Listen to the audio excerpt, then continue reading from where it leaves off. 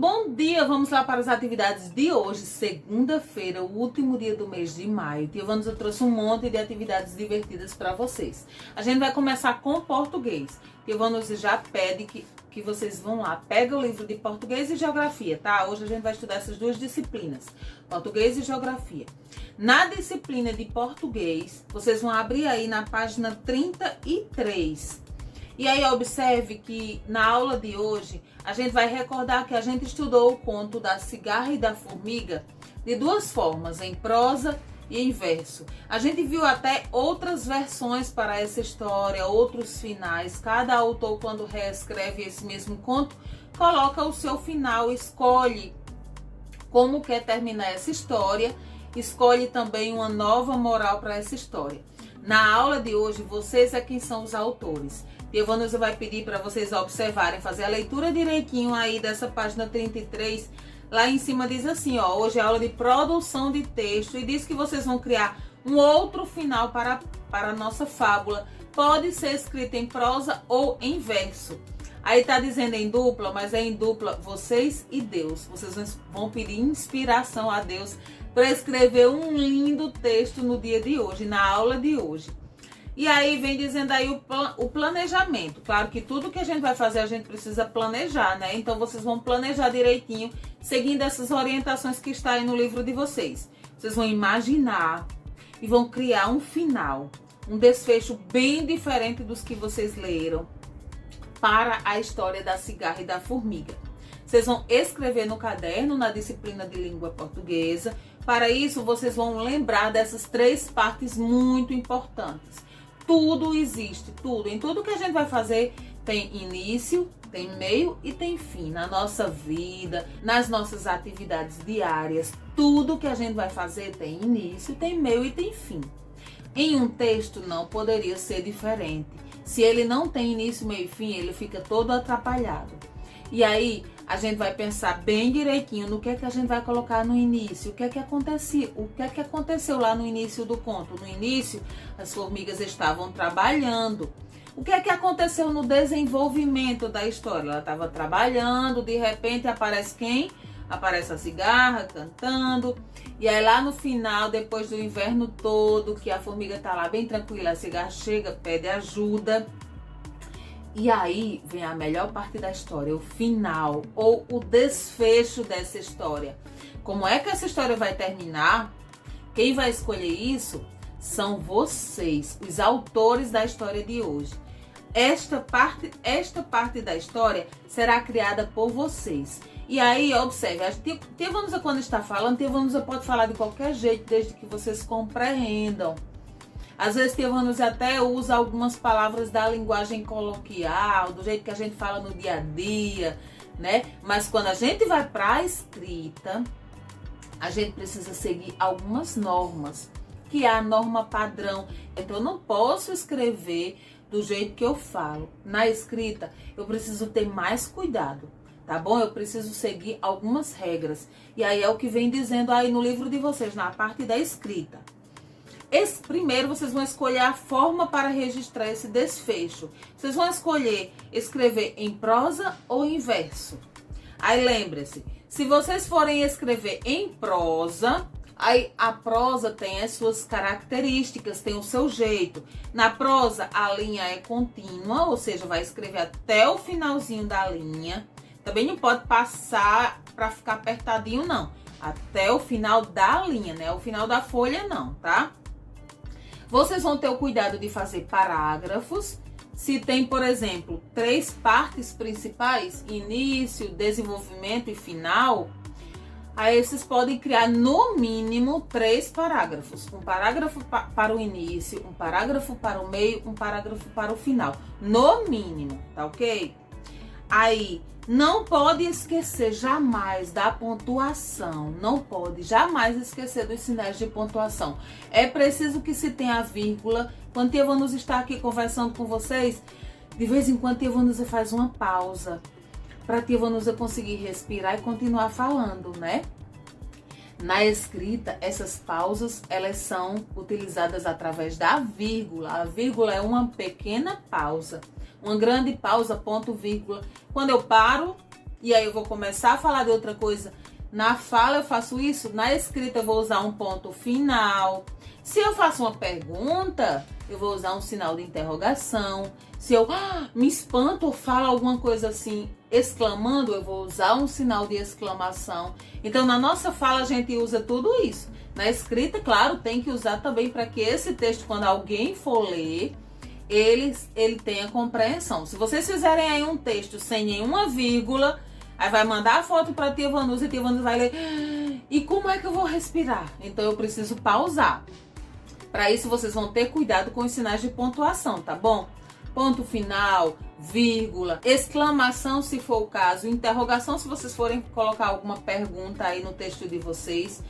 E aí não pode esquecer disso, tá bom?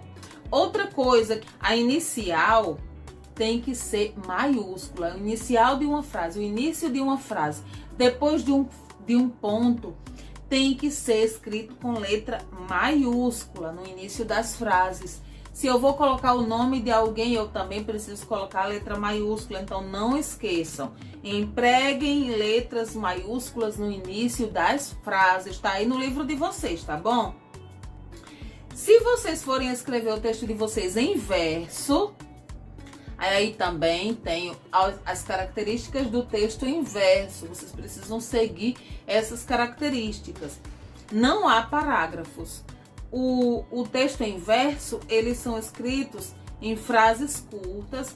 Essas frases vai formar estrofes e aí pode haver rima ou não. Vai ser interessante se vocês conseguirem fazer um texto em verso com as estrofes e as rimas, vai ser muito interessante.